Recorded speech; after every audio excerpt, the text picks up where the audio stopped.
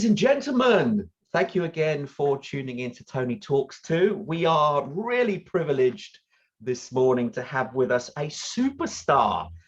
She is a global CEO, and I'll introduce her before we get her to say hi to you all. Her name is Rebecca Page, and she is the CEO of RebeccaPage.com. And we'll ask a little bit more how that all started during the course of the interview, but I'll give you a little bit of background of the company. She's set up a global online sewing and crafting pattern business. Now it's amazing. It's changing how people worldwide sew and make new things, and it has been an absolute breath of fresh air. So with that, I want you to put your hands together and welcome the one and only Rebecca Page. Rebecca, hello and good morning. Thank you, Tony. That's a lovely introduction. That's right. Thank you for coming onto our show. We're really looking forward to getting a little bit of a background of you and something that the audience may not be currently aware of, because obviously they see your corporate side. So this is something where they get to know you a little bit more. So my first question to you, obviously people will notice your accent. So yes. I'm going to ask, where were you born, and are you going to say how old you are? I was born in New Zealand, and I've been in the UK, I don't know how long, must be going on 18, 20 years, something like that. Oh, wow. Long time now. And I'm over 40 and under 45. And I have to say, I just, the last 2 or 3 years, once I hit 40, I was like, am I 41? Am I 42? Or is it 43? I'm not sure. So I reckon we're just going to celebrate the round ones, the 40, the 45, the 50, the 55 from here on. Wonderful. I mean, you've got to sort of plant your feet and stick with one and never move. I could work it out. I could do the math and work it out, but yeah, that's not my wife, for instance, has been 32 for the last 10 years, I can recall. So you know, you can work that one out. Oh, I want the big celebration. So when I hit 45, I'll make sure I've done the math and we have a big party. Brilliant. So obviously you were in New Zealand when you were young, so you're growing up. So did you have any sort of favorite childhood experiences? What was it like in New Zealand growing up? It was quite different to here. Much more relaxed, much more kids running outside, bare feet, you know, all of that kind of stuff. But it's really hard to know if that's a New Zealand, UK thing, or if that's a generational thing. Like, I'm actually not that sure whether, you know, 30 years ago, were kids running around barefoot outside, running up and down the street to see their friends, or were their parents going, no, you've got to walk with me? Like, I don't know what it was like here then, but I know for sure in New Zealand, you know, we'd get on our bikes and we'd just say, Mum, we're off, and, you know, I don't know what age, but certainly a lot younger than people here would let their kids go off outside, and we'd just, you know, go down the road, hang out at the beach, come back when we're hungry, make sure you're home for dinner time. Like, is that what it was like everywhere? I don't know. It's definitely what it was like in New Zealand. I think you're right. It was very similar, although we didn't have the bare feet. That's the difference. That's true. Yeah, it's a lot warmer there. Most of the year, absolutely. So have you noticed then that you've changed? I mean, you've got kids. We'll ask you a little of that, but you've got kids now. Do you allow them to do that now? No. No way. No, but they do, much to my husband's distaste. They do run around barefoot most of the time. It's quite hard to get shoes on them. I think they've inherited that New Zealand Kiwi, you know, your feet need to be free. Wonderful.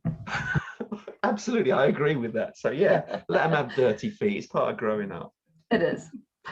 Right. So obviously you it sounds idyllic growing up in New Zealand. Was there anything that, as you did growing up, you disliked? Was there anything like that you thought, oh, I didn't like this growing up? Or was it all wonderful memories and you just loved it? I'm sure I had paddies just like any other child and had things I hated, but I have to say, I don't really remember that.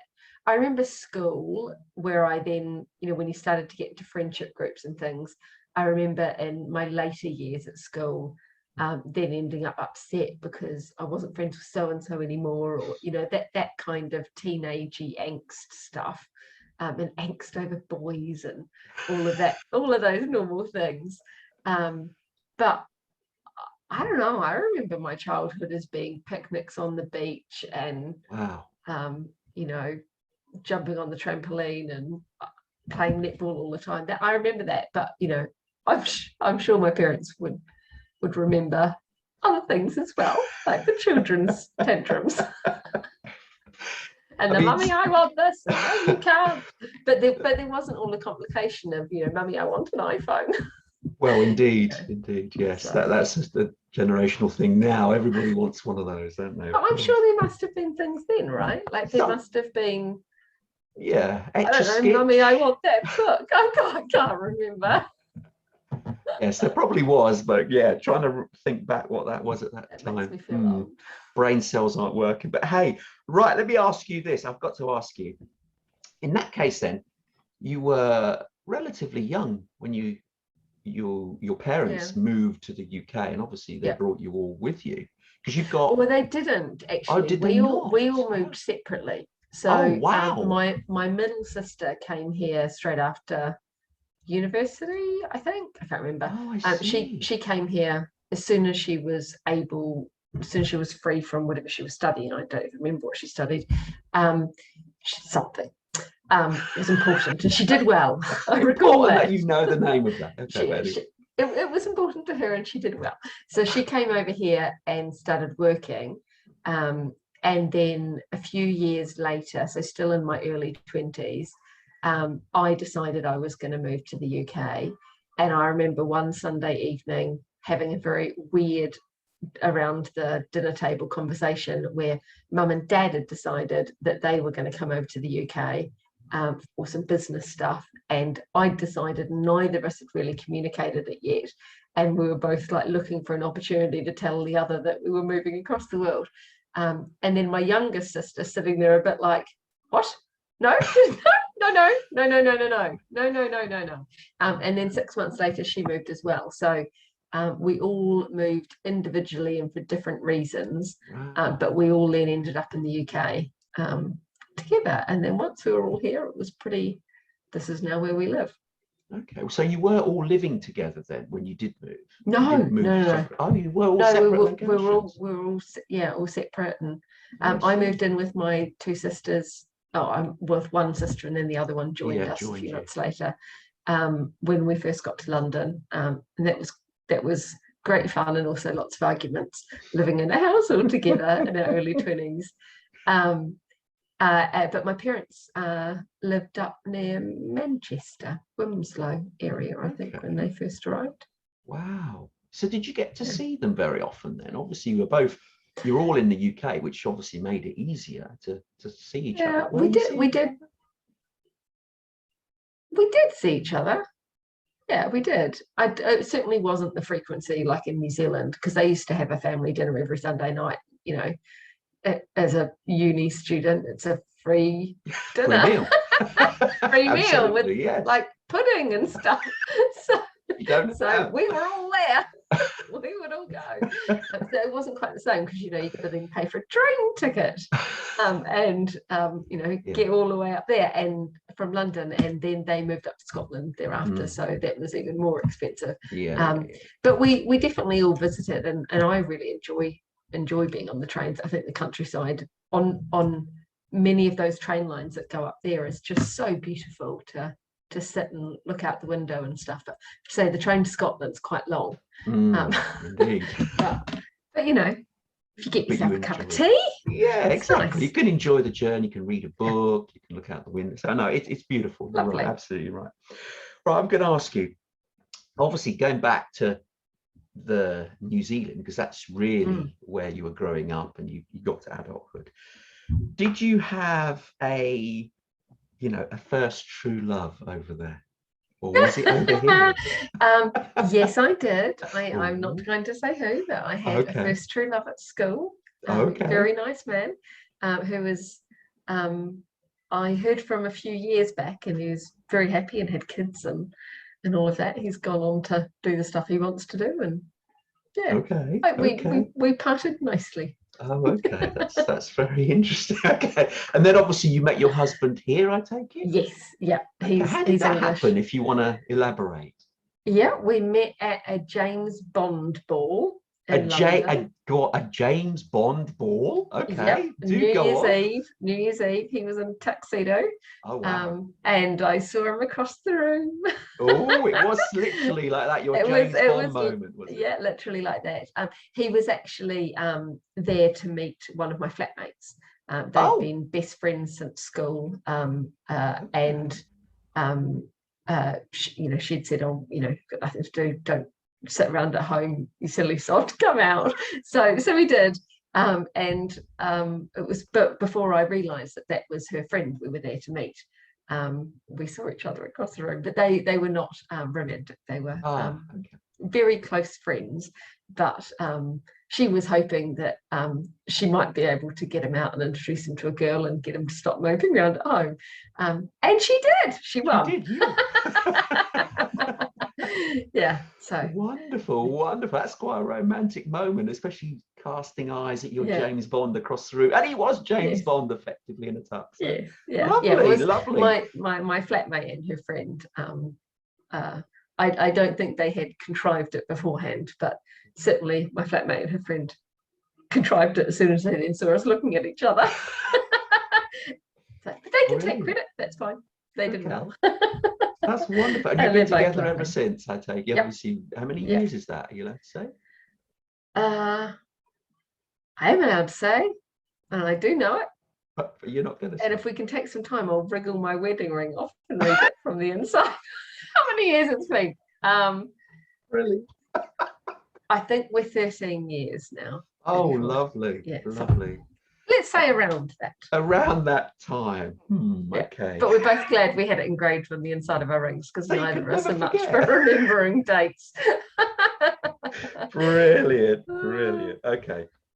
Now, obviously, you're growing up in New Zealand, and is there anything that sticks out there as a life lesson moment? Something that you thought, wow, that's something I've got to remember or take with me, or something you had to overcome? Probably lots of things. I owned a business that I really loved in New Zealand. Wow. It was a little beauty salon that I had done some entrepreneurs training. I had always wanted to own my own business right from when I was little, and I did an entrepreneurs training when I was 18, I think it was. Oh, fantastic. And learnt how to buy distressed businesses, basically fix their systems and their marketing, and then sell them. And I purchased a small beauty salon, and it was, I had never really had beauty treatments, and I wasn't a beauty therapist. It was just, it came up when I was looking, and it was a very good buy for all of the stats and the equipment and the way it had been run. And it was right for systemizing and getting some regular good marketing in there, where they hadn't done any marketing, but had a really good customer base. So I purchased that, and over, I can't remember how long I owned it, 12 months, 18 months, something like that. And really put the hard yards in to systemize it and get some marketing going, and then sold that for significantly more than I'd bought it for. And it was a real, I can do this. Like, I really like this. And I'd known from when I was little I wanted to own my own business, and I tried various entrepreneurial things before, and I'd even had a little florist shop straight out of university, and straight out of university. And but that was the first kind of success that I'd had, other than just, the little florist shop was great because it taught me how to run a business. But the beauty salon was where I then started learning marketing and realized, actually, with the right marketing, you've got to have the right business first, and put the effort into it and stuff. But It was the first time I'd seen how putting really good marketing in place in something can transform then the sales of it, which then transforms the value of it. And I'm not quite sure what I mean, I don't know that I've got a one-liner in terms of what the lesson was there, but there was a real eye-opening feeling of, I really enjoy doing this. I'm right that this is what there is for me to do. And, you know, wow, what a difference I've made to this business. And, you know, So I see. So you've used, that's interesting actually. So can you, I'm going to ask you a little bit more about that. Do you feel now, obviously with your current business, which has done so well as well, do you feel that you've got that knack that you can spot something that's within a short period of time, you can see what needs tweaking to make a business flourish from its standpoint that it's at now? Do you think you've got that? Yeah, I already do. there? You do. For sure. I mean, obviously it depends on the space. I would not assert I know anything about widgets or about car mechanics or, you know, like, certainly I don't know, you know, different, I don't know, you know, hundreds of different industries. I only know the ones that I've been in. But to me, there's fundamental things that need to underlie any business before you start to scale it, like the systems to make sure that, you know, if you suddenly in your business went from 3 sales a day to 500 sales a day, would everything fall over? How would you cope? Like, are the systems there in place? And if it's a digital business, you know, are all of those people going to get a welcome email? Is it going to explain to them what they do? Do the links all work in it? You know, once the person starts with you, if it's, let's say, a membership, what are the touch points along the way to make sure they're looked after? So there's a whole lot of just like fundamental systems and operations that need to be in place before you start to scale something. Some of them you can put in as you go if you're not planning on growing super fast, but once those things are in, you can then grow a business. And then when you look at the growth of it, there's then, obviously doesn't fit for all industries, but for many of them, you know, when a new customer purchases from you, do they get some kind of welcome message? You know, let's say you're on, I mean, not all businesses even now are on email, but let's say they are. Do they get a welcome email after they've had the welcome email telling them all about, you know, how they order or what they do or who you are or whatever it is you want to tell them? Do you have some kind of free digital thing you can send them? Is there an upsell thereafter? Is there something they need to know about joining your Facebook group? Is there an incentive for joining your Facebook group, like something free in the pinned post?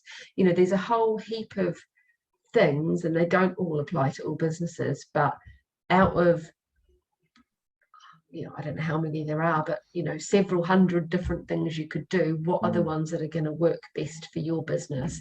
And I think if I was going to, like, what is my skill? Because I mean, I own a business that designs sewing patterns, and I do know how to design a sewing pattern because I've done it. But we now have you know, pattern designers and graders who do all of that functionality now. That's not what I spend my days doing. What I spend my days doing is basically designing the systems and designing the operations. And I think that's really applicable to any business.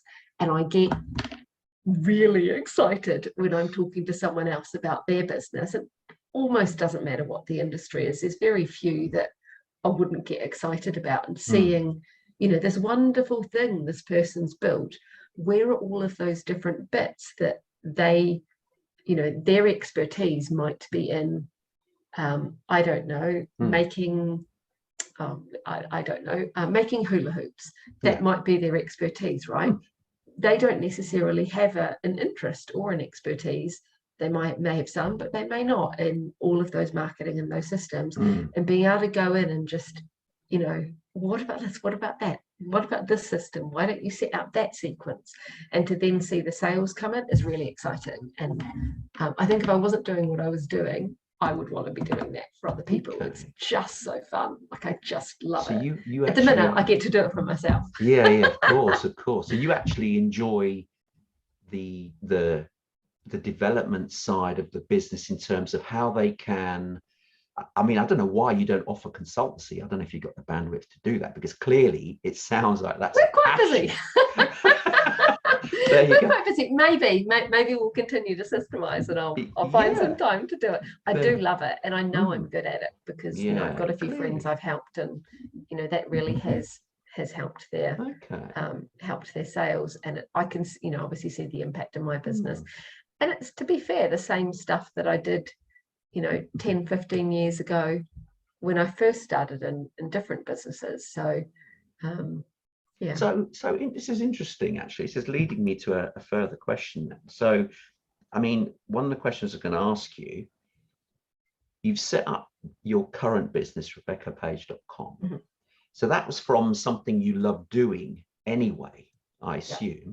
So was that a passion, and are you doing the true passion in life? Or just speaking to you now, it sounds like your true passion isn't maybe that. You've even found another one, which is... Well, I don't know. See, I would disagree with you there. Okay. I think I've got a hobby passion, and then what I would call a work passion. My work passion is for sure marketing and growing businesses. Like, I just love doing it. And I've now owned a few different businesses where I've done that, and I've worked for other people in the past doing it. And that's what I know, it's what I'm good at. That's a passion. Okay. That said, I also love sewing and making things. I just, every weekend, every evening, you'll find me sewing, making stuff. It's not just a business that I've set up that, you know, pays my wages. This is like actually what I spend my time doing in the evenings. And like this dress, I made this dress. So, you know, like literally. You have to stand up and do a twirl. Come on, opportunity. What usually what you see me wearing is something that I've made, or is one of our designs. And like that, I love doing it.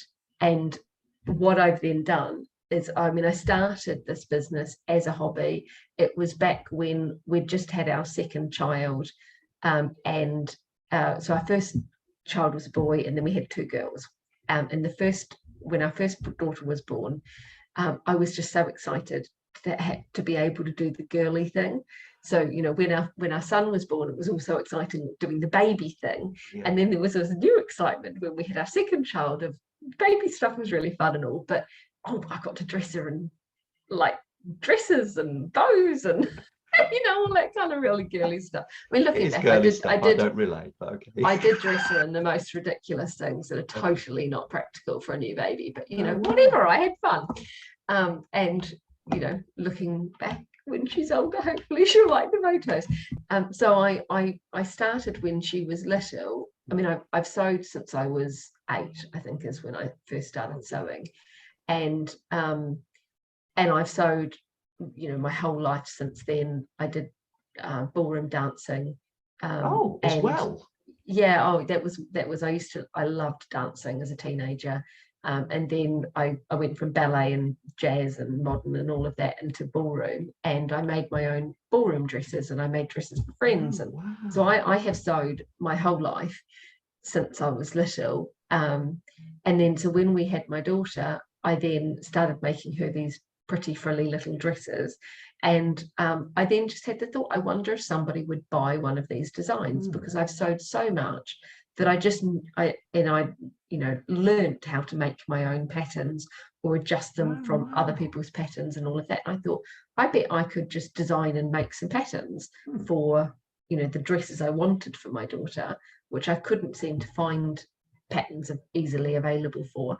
So I did that, and I put my first one up on Etsy, and within a couple of days someone had bought it, and a couple of days later she then posted a review, and it was really positive, and she posted a picture of this child wearing this dress, and it was like, oh my gosh, there's somebody else's kid somewhere in the world somewhere. When it was a woman in America, somewhere on the other side of the world has used something that I've made and made a dress, and it was just like, this is fun. And there's a technical aspect to making patterns, which is very much, in my mind, like the same technical thought process I go through when thinking about how to set up a business. So so I just was hooked, and then I made some more, and I made some more, and then my Facebook, started a Facebook group for supporting people, and the next thing there were like 50,000 members, and it was like, my God, Wow. this is getting big.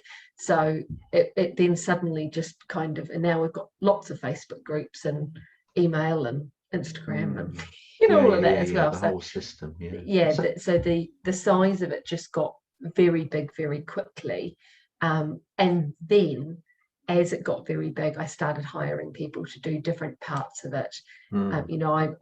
I know how to draft and design and grade a woman's dress, for example. But to get something that's really beautiful, it takes quite some time, and for me, I don't have the skill level to be able to do that in a couple of hours. Whereas someone who's a professional drafter and grader and has done all the training and knows all the tips and tricks, they don't have to make 5,000 different example garments, test garments to get it right. Whereas I have to. so we then hired people so you brought in the expertise.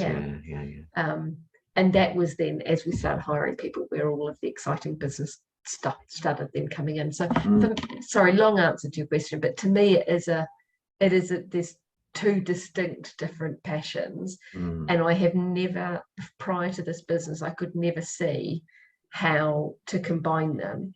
And people always used to say to me, oh, why don't you make dresses for a living, and why don't you do people's alterations?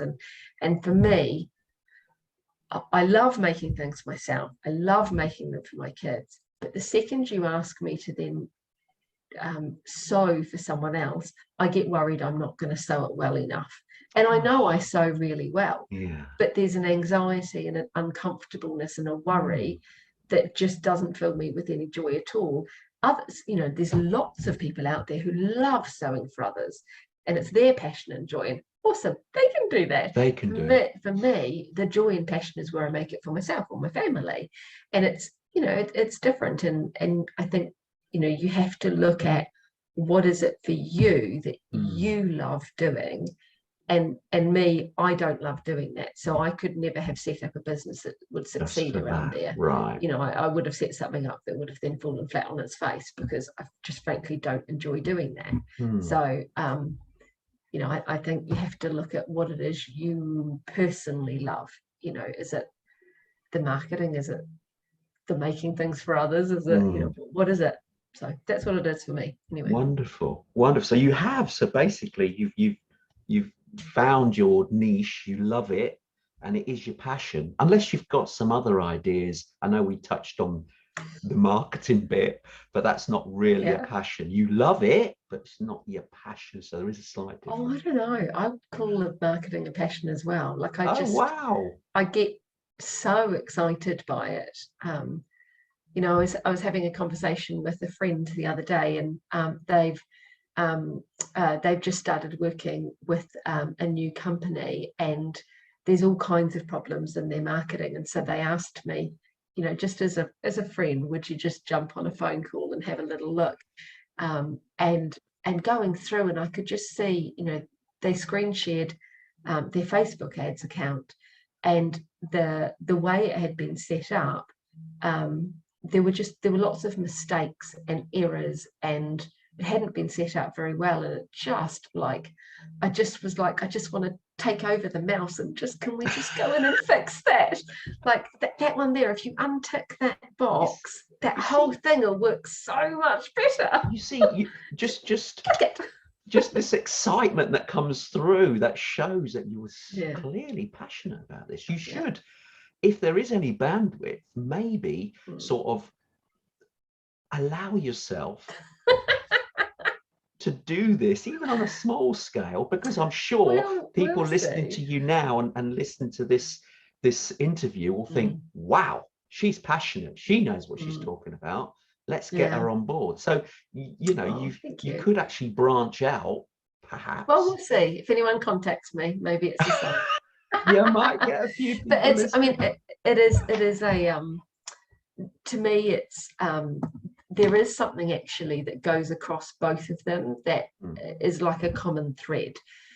making a sewing pattern is far more technical and data-ish. I don't really know what the word is. Like it's very mathematical in how you do it. You think it's this artistic, creative process, and for sure it is. On one part, you have to come up with the creative idea, and just like in marketing, you have to be able to see the whole creative, how someone's going to flow through the business and where they're going to buy, and there's a creativity to that.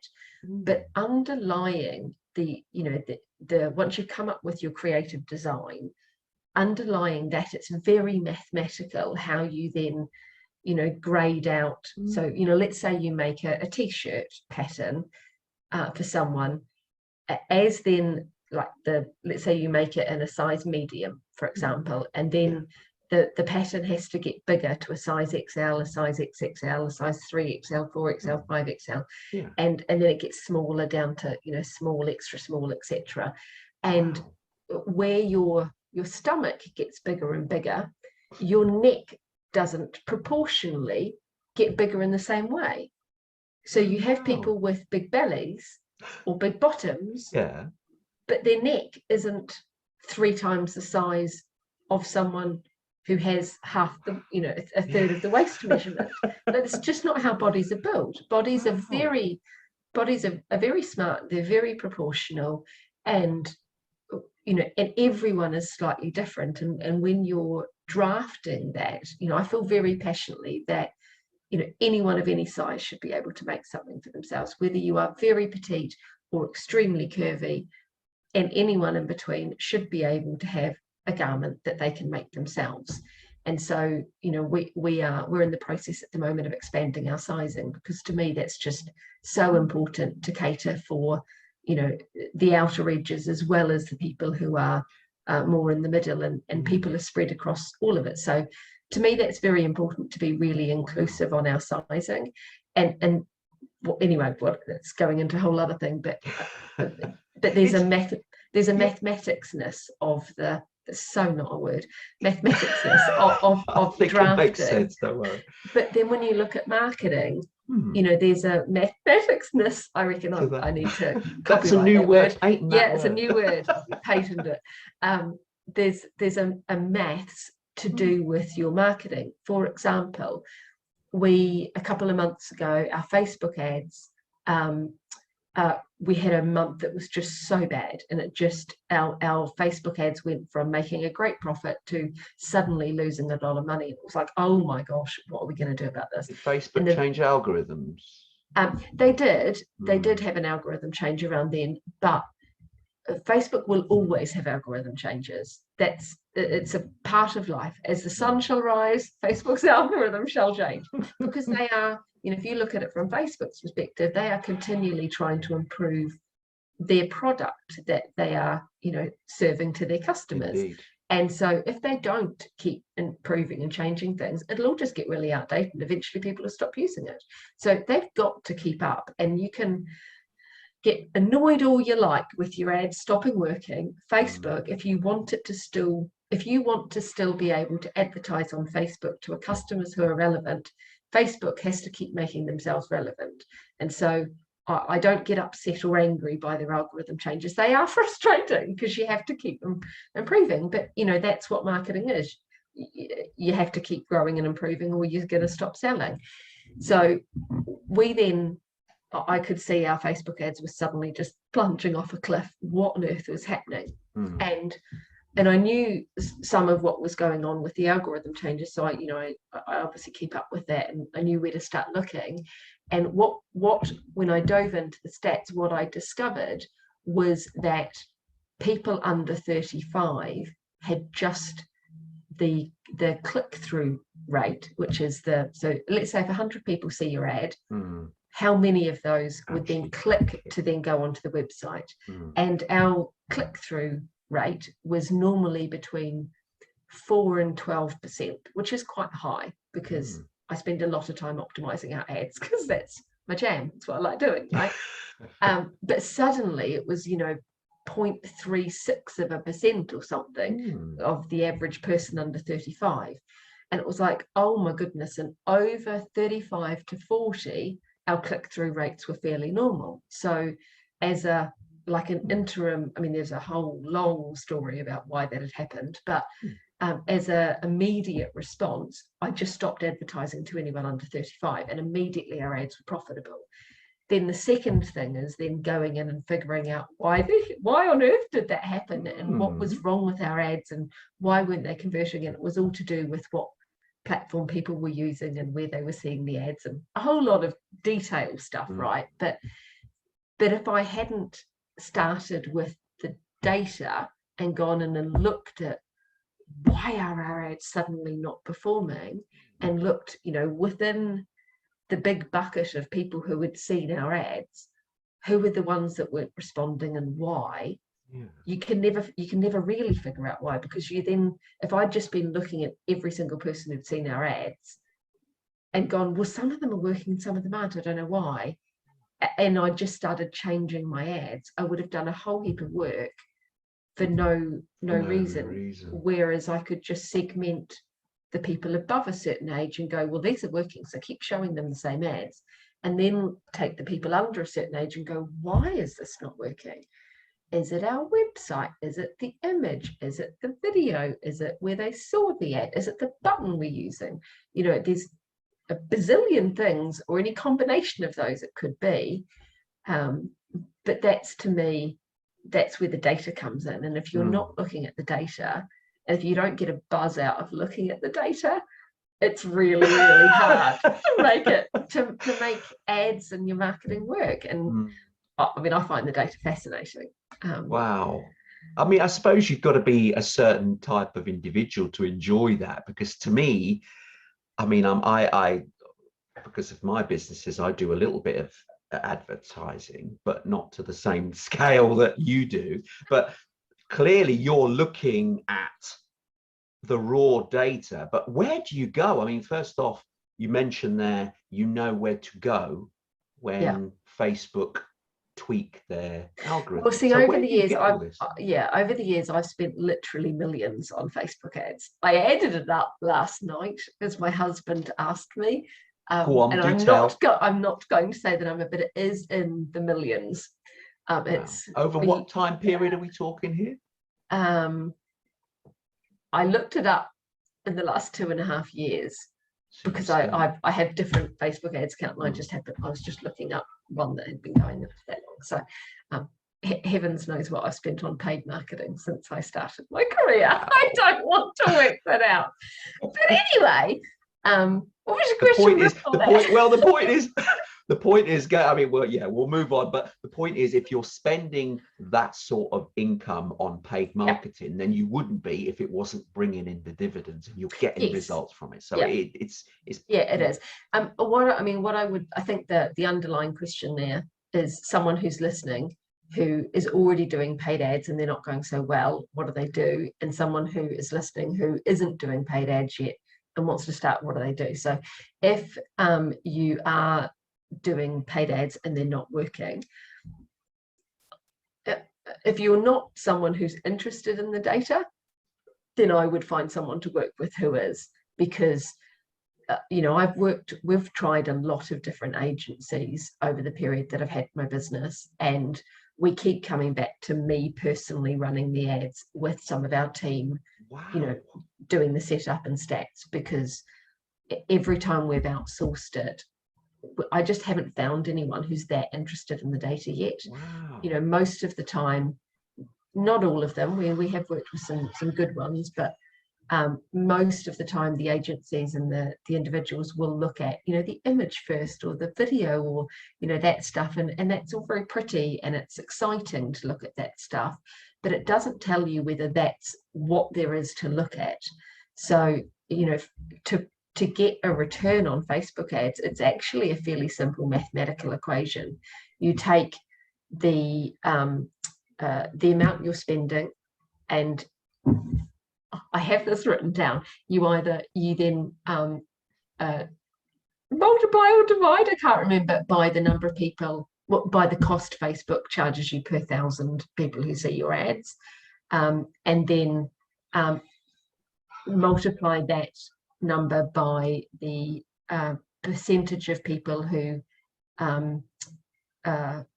by your reach. Well, that number gives you your reach, and then you multiply that by the percentage of people who then click onto your ad, which is your click-through rate, and then you multiply that by the percentage of people who then purchase, and you multiply that by their average order value, which gives you your purchase, your revenue. And you can then divide that by your spend, and that gives you your return on advertising spend. And when you look at that equation, that holds for your account as a whole, and it also holds for every individual campaign, and it works for Facebook, it works for Google, it works for, I don't know, sending an SMS campaign or a direct mail letter. It's the same formula across all of your different marketing, and I hope I've said that right. I might not have, but anyway, yes, I mean, it's a very well-known mathematical equation. I've not made this up. This is, what you would learn if you dove into this. And when it comes to Facebook ads specifically, there's actually only a few places you can make a difference. So you can change your text or your button or your headline or your image or your video, and that impacts the percentage of people who will click on your ad. It doesn't change how many people see it. It doesn't change how many people land on your site. It changes the percentage of people who click through. So if you want more people to click onto your site, you either have to spend more money, or you have to change something about the ad to get a higher percentage of people to click on it. To then make more money, you have to change the average order value that someone is spending, or the percentage of people who are buying when they click through. And to do that, it's then the layout of your page and what they see and whether you have a testimonial and all of that. But most people start with, I should put a testimonial on my sales page. But what's the purpose of that? What are you trying to do here? Are you trying to improve your conversion rate? Or actually is your conversion rate pretty good and really people just aren't spending that much? So you need to bump up the value of what you're selling somehow so you can charge more. And to me, it's that maths underlies all of it. And if you can't get excited about that, find somebody who can. Someone that can. Because if you just start with the glossy bit, you don't really know what you're trying to impact. So get excited about the math, find someone who can. And if you're just starting in ads, I would recommend doing a course. There's lots of good courses out there. Wonderful. And they've all got the basics. So did you I mean, obviously we've digressed a little bit, but that's absolutely fine, because you've shared some valuable It never takes me long, Tony, to start talking about Facebook ads or Google ads or TikTok. You can see you're passionate about this data and how the results that bring you the results that you seek. So you're clearly passionate about it, but you have got, like I said, I'm going to go back to it again, you have got an offer in there that many other companies who are clearly not to that level of interest as you are, and you've discovered yourself with agencies trying to outsource it to, haven't got the same passion that you yourself have with that data. So maybe just to plug the idea, maybe you should be offering high-level consultancy. Well, maybe if I suddenly have an enormous consultancy, I'll have to take you out for lunch or something, Tony. Yeah, okay. You planted the seed. It is. I think that does ask a question to me when I think about it, because most agencies, when you look at their websites and you look at what they're selling, not all of them, some of them are very data driven, but they're few and far between. Most of them are, let's make your Instagram feed better, let's improve your followings, and to me it depends what the person's goal is. If you're building yourself as an influencer, how many followers you have on social media is very important, because that's going, and your engagement, are they commenting, are they are they engaging with you on your posts? Because if they're not, no company will want to do a sponsorship post, no matter how many followers you've got. They want to see the engagement as well as the followers. But if you're a business, what really matters is the leads and the sales. How many followers you've got is relevant, and you could have 500 followers but have this massive great funnel and business that's doing really well, Mm. or you could have 500,000 followers but really not have very many sales. Converting it to yeah, it's something what's that's important managing. to you. Yeah. Okay. Wonderful. I mean, you're very passionate about that. We could probably do a whole talk just a bit deep dive with that. But let's try and get to know Rebecca a bit more, because you've given us some real business lessons that we can take away. I mean, the one takeaway I've heard from you there is clearly, for any fledgling business out there, is to get trained up. If they don't have the means yet to outsource it, but finding the right outsource company is a challenge in itself. But you're saying that there's good lessons out there to learn all this stuff. There's loads of good courses. I've done quite a few good courses. I mean, always I'm gonna, think that the way I do it is better than anyone else. So maybe there needs to be a course as well. Yes, it could be. But there are a lot of really good courses where they're really good starting point. It just depends how deep you want to go and how big you want to grow your business with paid ads. Okay, going on that paid ads bit, do you think that that's the secret sauce? You Facebook in particular, amongst other social media companies. I mean, for your business in particular, is that your biggest source of clients? Is it through? It is our biggest source of new people in, but I wouldn't have actually said that's what's had us succeed.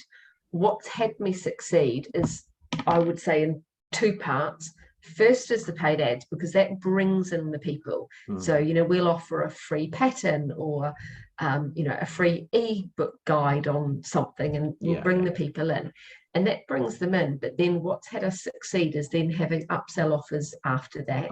So, you sign up to get a free unicorn pillow pattern, which is one of our most popular freebies, and then you then get offers to then join our sewing pattern subscription, where you get sewing patterns every month, kind of like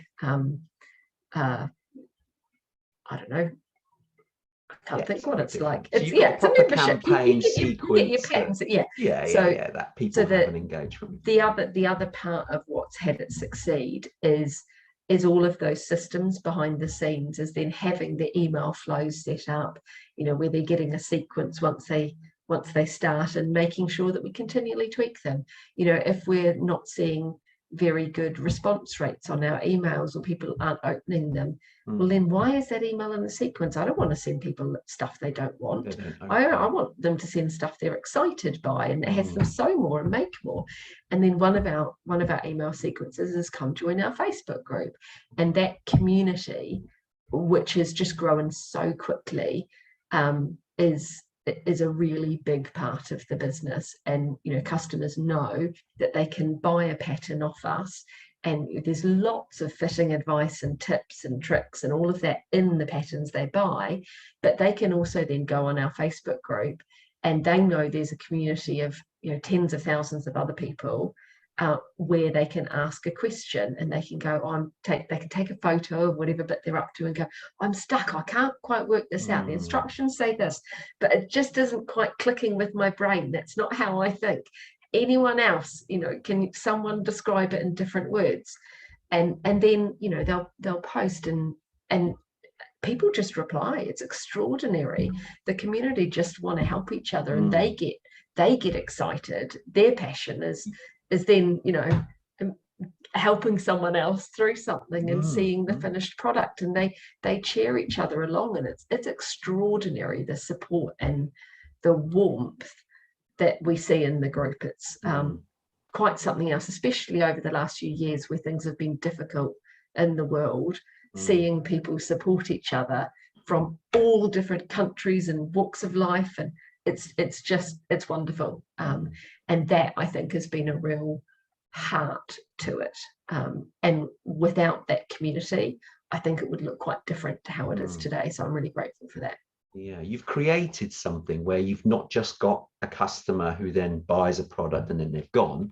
You've created someone and a group of people who've become a community based around your brand and your service, but also they become raving fans purely because of that community feel, because you're not just giving them something that they can practically make and then enjoy there, but you've given them a whole sort of eco structure effect, if that's the right word, where they are part of your business from the side, but they sharing ideas, patterns, and they're going to fuel more business sales from that. And what's interesting is we get ideas from them. So sometimes we'll post, you know, like, what do you guys want to see us make next? And that they'll just, like, you know, give you the idea. Pinterest link, Pinterest link, Pinterest link, Pinterest link. All different ideas.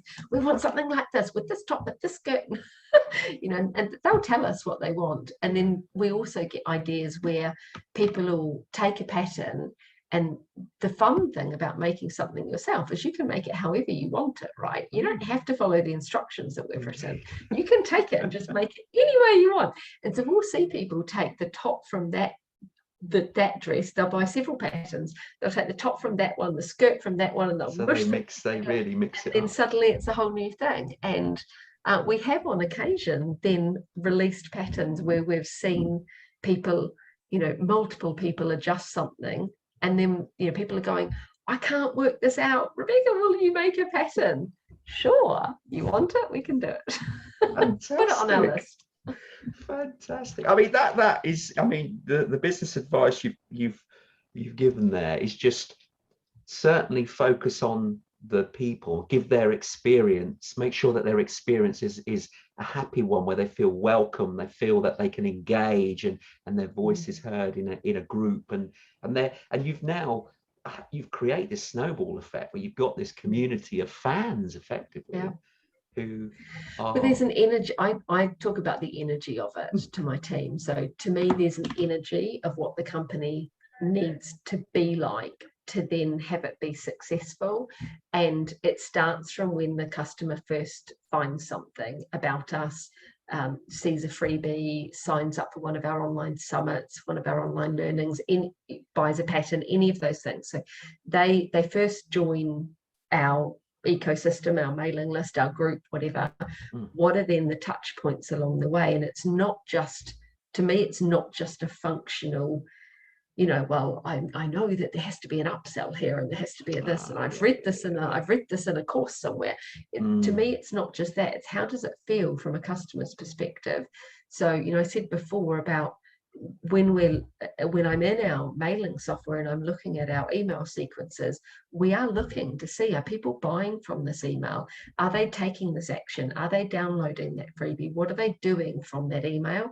Because if they're not interested, we're not sending them the right stuff. It's not helped them in some way. And that won't feel great from the customer. So the energy of their whole journey through then just kind of comes to a stop, because they've then got 3 emails in a row that they're not interested in. And to me, I don't want to spam people. I only want to send them stuff they want. I want them to get something and, you know, be getting out their sewing machine and making something and doing things and excited by it. And that energy has to flow through all of the messages, the ads, your journey on the site. And, you know, we have a list as long as your arm of what I would like to do to make our site better and improve and this and that. And all of it comes back to what the feel and the flow is like. And I don't know that ever changes. I don't know, you know, I don't know, does the CEO at Netflix sit around and go, we're done, it's great, it looks awesome? Or do they have a massive list? Because I suspect any of those big businesses have this massive list of projects and things they want to do. And it's, you know, it's the same at the, you know, down at the other end of the scale. Yeah, but that actually leads me on one of my questions I was going to ask you, actually. Do you have a vision of where you plan to be? I mean, we've jumped the gun a bit here, but as a business sort of reach, do you have a vision of where you plan to be in the next 2 to 5 years? I'm assuming you've already looked at that. So we have a couple of projects we're working on at the minute, which are not quite ready for launch, so I can't mention them. No, don't reveal anything. But I see the system and the ecosystem and the community that we're creating being able to become much bigger than it is now. so that when somebody wants to make something, they're not having to search 5 different websites. Like at the minute, if you want to make something, you know, what I would personally do is go onto Pinterest, I'd have a little search, I'd have a little look and, you know, see all of the ideas, and then I'd come up with it. And then you click through, and sometimes the link takes you to a great blog post telling you how to do it, or a great, you know, pattern site or this or that telling you how to do it. And other times it's a dead link, or it's just an image that inspires you. So then I get on Google and I have a little search, and inevitably I'll end up on YouTube and I'll find a tutorial, and then I'll watch that, and then I'll think, oh, I need to order some supplies. I need to then go. And the journey's fragmented, isn't it? And it's too cumbersome. And it's not a great experience for the customer. It's not, you know, the energy of it is just really difficult for this thing that I love doing. So we have a couple of projects we're working on at the minute where we want to make the experience, the whole A to Z of it, just so much better for customers, where, you know, the instructions are really in depth and they've got everything they need, and you've got video if you like video, and you've got this and you've got that. And so I think there is a real hole in the market. You know, this is a market that's, I mean, the current market valuation of sewing and crafting worldwide is 273 billion US dollars a year. Yeah, it's an enormous industry. It's that big an industry. Yeah, it's huge. It's bigger than golf. More Americans sew than play golf. And yet the industry size, you know, if you were to compare sales, so person-wise, people, you know, community size, it's bigger than, more Americans sew than play golf. More people worldwide craft and sew than play golf. Yet the dollars that people are spending is incomparable. You know, this is a tiny industry compared to the golf industry. You know, the golf industry has celebrities, influencers, products, systems, softwares, everything that a customer could ever want is imagined or in progress or available there for you. And when you go into sewing and crafting, it's, with a few exceptions, there's some companies out there doing some great stuff, but with a few exceptions, it's a very old-fashioned industry that's extremely fragmented. And I think there is a hole for a company to come in and do something that brings the community together and really serves people and starts to get some of that tech in a really user-friendly way available. You know, the tech that's available in golf, for example, is unbelievable. Is you know, unbelievable. And yet, you know, we're still you know, having to download a PDF and scroll it on your phone, and then the photo is pixelated and you're like, I can't see what this is. And then you try and go across to the text and you're like, I've lost it. And then the damn thing closes. You're just like, oh my God, this is so annoying. I'll print it. That's a good idea. I'll print it. And then your partner says, oh, but that's a bit of a waste of paper, isn't it? Can't you just use it on your phone? And you're like, I just want to make something.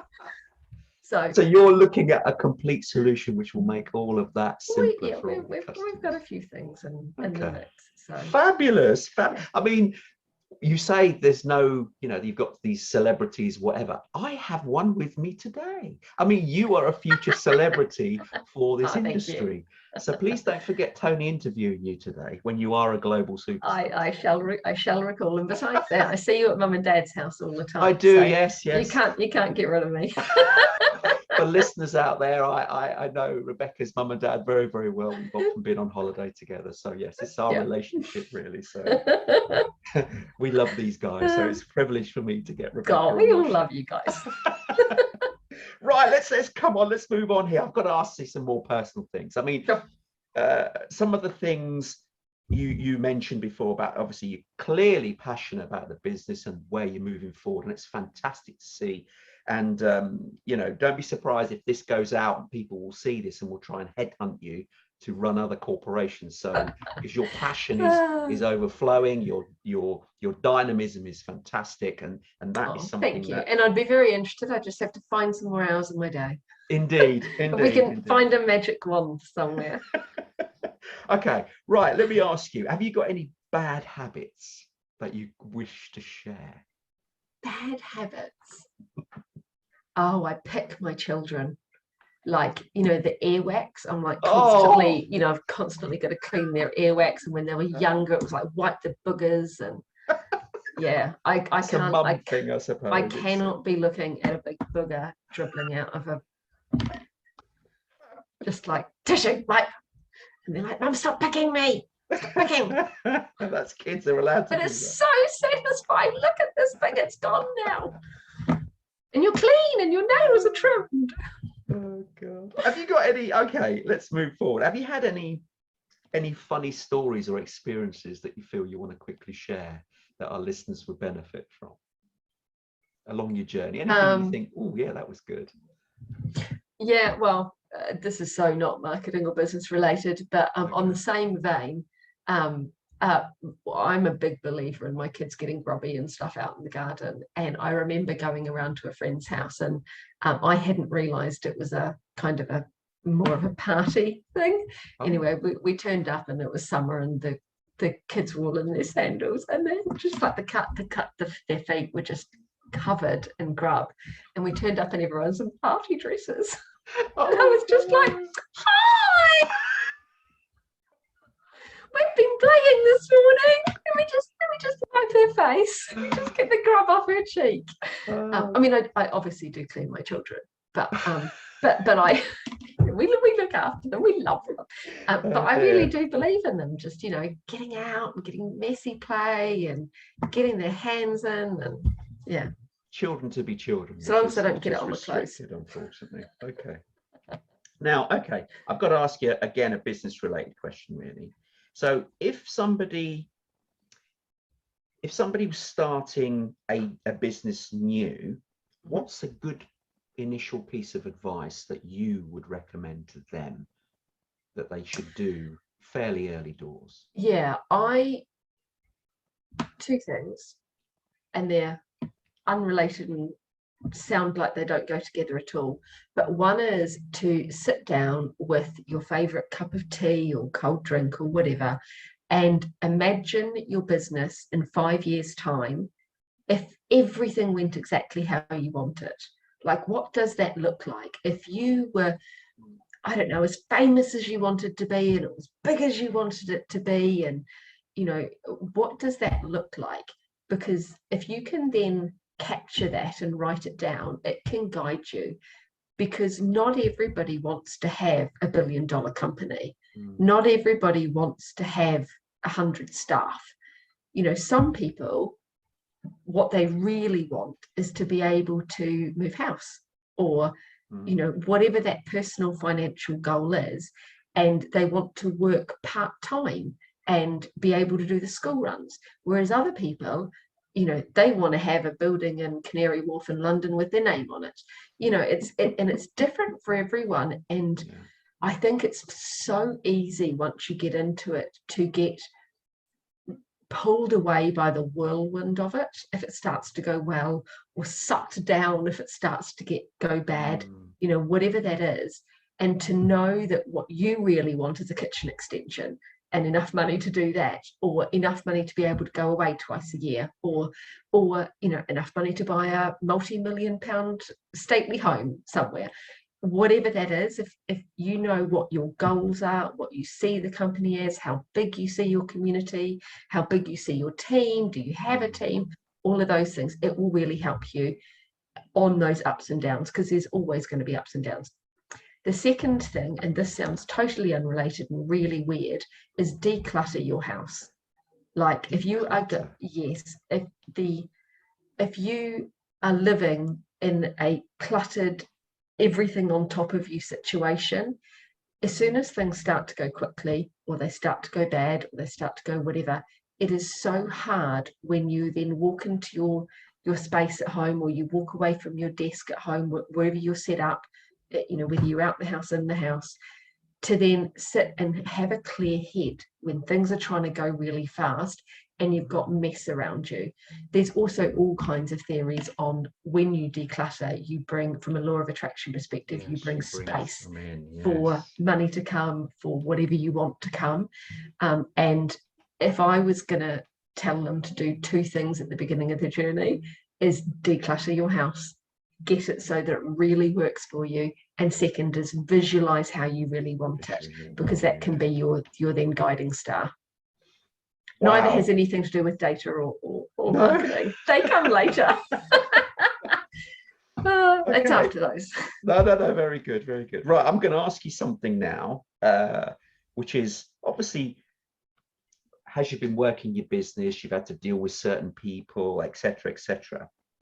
Now, is there something that really drives you insane when other people do it, that you Yes. think, oh, go on, touch the nerve here, I think. Go on.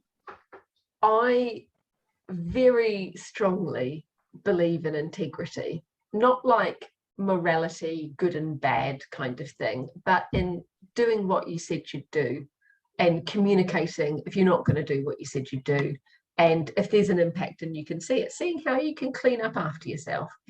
And that really works in business, because then, you know, I know what's being done, I know what's not being done, you know, we can take corrective action if there's a problem, I can support my team where they need support, all of that stuff. What drives me nuts is when somebody does something and it doesn't work or goes wrong, and they just try and sweep it under the carpet and not tell anyone. And I'm just like, I can't help you. I cannot help you if you don't come to me with it, you know. And so I just, yeah, my team, right, yeah. my team know they are supported, whether they're doing well or not doing well, or making mistakes or getting everything right. Like that's who I am. I support them. And where a mistake is made, or where they've forgotten to send an email, or they forgot to tick that box and something went out wrong, or whatever, just own up to it and say, oh my gosh, I did this. And then it's like, okay, great. Well, maybe that wasn't great, but, you know, how can we make sure that doesn't happen again? Do we need a better system? You know, have we actually given you the right system to do this? Maybe that's, you know, our error of, you know, not providing you with the right system. You know, it's very rare that someone will make a mistake on purpose. You know, that's they probably shouldn't be working for you if they're doing that. So if they're making a mistake, it's either the system's not supporting them enough, or they haven't had enough training, or something. It's very rare that a mistake is actually a person's fault. Yeah. You know, and if they're just not paying attention, well, why weren't they? You know, is something else stressing them and taking over? Yeah. Are they in a role that's actually, you know, goes towards their strongest, you know, suits? If they need to be really detail focused and they're not, well, that's maybe not the best role for them. Would there be a different role that would be better?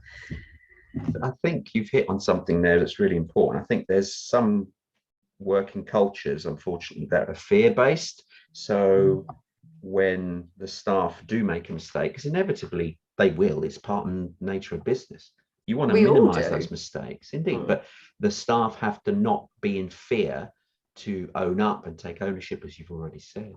Yeah. And instead bring it to the fore so it can be addressed and rectified, rather than hidden under the carpet, as you've said, which then only makes it worse. And very often with a digital business like ours, I mean, our business is entirely digital.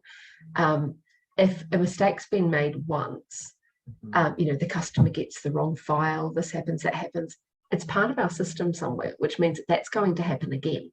So if you see it's gone wrong, please flag it, absolutely flag it, because then we can fix it and it doesn't happen for other customers. Because, you know, it's humans that set up all of it, right? So there's going to be mistakes in parts of it. Indeed. Yeah.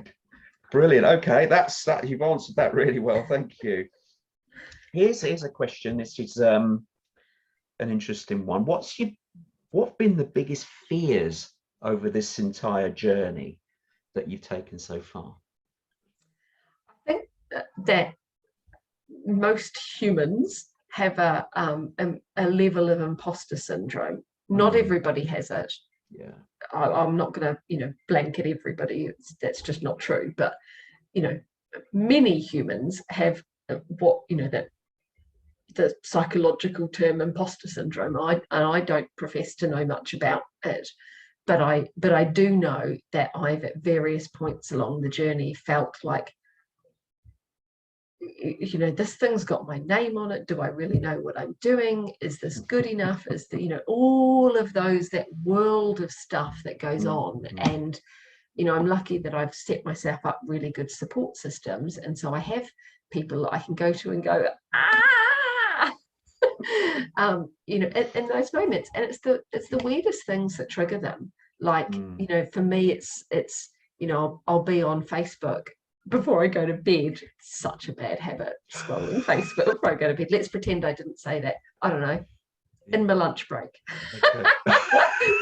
Scrolling Facebook. And I'll see, you know, somebody's posted something and they look amazing, and they're, oh, do you know what? A real life example was, somebody posted a wedding dress they'd made out of one of our patterns. It wasn't a wedding dress pattern, but they'd taken one of our patterns and they'd used it to make a wedding dress, and she looked amazing. Wow. And, you know, she was, you know, saying, I'm in tears writing this, you know, what a, you know, amazing thing. And, you know, I had fulfilled my dream of making my own dress, and all, you know, hundreds of people had replied and said how great she looked. And I was just sat there in tears going, this woman made her wedding dress. And like, if I'd known she was making her wedding dress before she made it, I would have been like, but don't do that, use somebody else's pattern in case it goes wrong. Like, oh, this is your day, it needs to be perfect. And you know, and I trust our patterns. You know, we spend a lot of time making them as good as we can possibly make them, and it's a continual thing. We are always improving them. And there's that fear there of, is this good enough? Is this good enough for someone to use as a wedding dress? You know, what if she hates it? What if she makes it and she hates it? What if her fitting notes aren't good enough and she couldn't get it to fit herself? And it's those funny little things like that that just trigger this little, and then, you know, and then you get over it and you talk to support systems and stuff, because I know our patterns are great and I know that we continually improve them. You know, we're always trying to find ways to improve them. And support the customers better and all of that. But I think that's a very normal part of the journey. You know, you get it as a new mum. I don't know what I didn't know what I was doing. You know, they send you home with this baby and you're like, it's crying. What do I do? You've got to work it out, but you will. Does it need the toilet? What do I do with this thing? It doesn't matter how many books you read. It all goes, for me, it all went out the window the moment this baby was in my arms. It's like, there's a book. It's in a book somewhere, Douglas. Look it up. Page 39. You know. It's so normal, you say, you know? I mean, okay, your biggest fears are basically this imposter syndrome that you've alluded to. So you saying that you yourself are your worst enemy? Or have you got anyone else external to you that perhaps you think, oh? I don't know. I try not to go through life with enemies. Okay. So external to me, yeah, there's people I've not gotten along well with in the past, or that I wish things had gone differently and that kind of stuff. But that's it's pretty hard for me to hold a grudge against someone. That's just not who I am. And I can't think of a single person, even out of people I didn't get along with in the past, where I would ever wish them ill. I just don't. It's just not who I am. But I think psychologically, it's a very normal thing to start to self-sabotage and to, you know, feel like you're not good enough and all of those things. And, you know, I know I do enough personal development work on myself to not let that stuff hold me back, and to, you know, continually just be, you know, getting rid of that stuff. And that's, I think people have that to differing levels. Some people don't realize that they're holding themselves back. Others know full well that they have been. But to me, it's a big part of my development to just keep making sure I'm not doing any of that stuff to myself, and, you know, that I'm letting myself explore and, you know, look at the next new thing and what's the next fun thing to do, because life is fun. There's so much fun to be had. But, you know, when you get yourself in a pickle over it, sometimes it doesn't feel so fun. Indeed.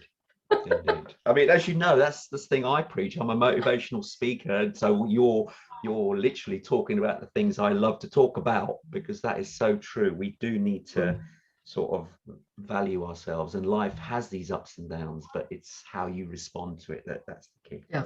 Anyway, I'm mindful of the time here. I don't want to take up too much because we've been nattering beautifully here, but I do have a couple more questions I do want to ask you. Away. Just really, really good. Okay, what motivates you each day? What is it that gets you out of bed with a bounce? Because clearly you're happy, you're motivated, but what is that thing that keeps you going each day? Good question. For me, it's doing stuff I really enjoy. You know, I had this conversation with my friend the other day, and I woke up thinking about their Facebook ads account and realizing that they hadn't connected something in their pixel. I was like, it's 5 a.m. What am I doing? Like, really, what am I doing? Just stop and go back to sleep. But to me, it's fun, you know, and it was the first thing I did after getting, you know, spending time with the kids and getting them off to school and stuff. It was the first thing I did, is sat down and looked at it. And so, for me, what motivates me, I guess, is enjoying the stuff I do. You know, I think it's really important for people to do what they love, and that's an easy thing to say when I'm in a fortunate position of having built a business that is what I love. But you know, I haven't always been in that position, and you know, when I've been doing things in the past that I didn't love, to me it's, you know, always looking at, well, what would I love? You know, what could I be doing in my evenings or my weekends? And I remember having a job back when I first got to London that I didn't enjoy very much, and I didn't enjoy the work environment, and it just wasn't me, and it wasn't fun for me. There were people there who loved it, but I didn't. And so I sewed, and I would get home and I would make things because that's what I loved doing. And to me, I don't see why life should be horrible. Life should be wonderful. And so what is it that you love doing? Because it's different for everyone. We don't all love the same stuff. Life would be so boring if we did. Indeed it would. So thank you for sharing that. And that's a great takeaway for people, to actually find something they're passionate about, and if they can, make a business from it. The passion starts with that. So yeah, and even if you can't, do whatever it is in the rest of your time in between making your living. Your living doesn't have to be what you're passionate about. It can be something you might really enjoy, but you're not passionate about. Now, I mean, I would love to see everybody being able to do what they're passionate about and earning an income from it. But, you know, sometimes you might really enjoy what you do and your passion's something else. That doesn't mean you need to stop doing it. No, keep doing it. Brilliant. Okay. How do you think, is a question for you, how do you think your best friend would describe you? So if they were talking to me separately, you're not there, how do you think they'll describe you? Good question. Eternally optimistic. Okay. It takes a lot to get me down, and I don't stay down for long. I'll find something I'm all excited about, and I'll get straight back up again. That's the most I've ever been down for is a short period. Is that something from your mum and dad? Obviously, I know your mum and dad, and they're quite like that as well. They are. They are rubbed off from them. Is that's probably? I mean, I grew up with Tony Robbins quotes, and you know, being shipped off to the seminar and that seminar. It's you know, a very normal upbringing in many ways, but in terms of personal development, not many teenagers get that, and I feel very blessed that they did do that for me. But you know, we would read personal development books and talk about them at dinner, which is great. That is a takeaway for everybody to do. You know, mums and dads out there, turn off the telly, discuss positive mental attitude books. Oh, you know, I like to be saying too, my kids have to have a certain amount of screen time for me to be alive in the morning. Right. And don't turn off the TV all the way. Indeed.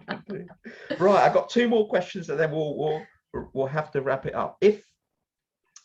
If you had to write your own, this is a tough one actually, if you had to write your own obituary, Oh, What would you say? I have no idea. I would like to think that by the end of my life, she was a happy woman who enjoyed life to the fullest and just went out there and did it and loved and gave love and all of those things. I would like to think it was about who I was rather than my achievements, because while I'm proud of my achievements, they're not who you are.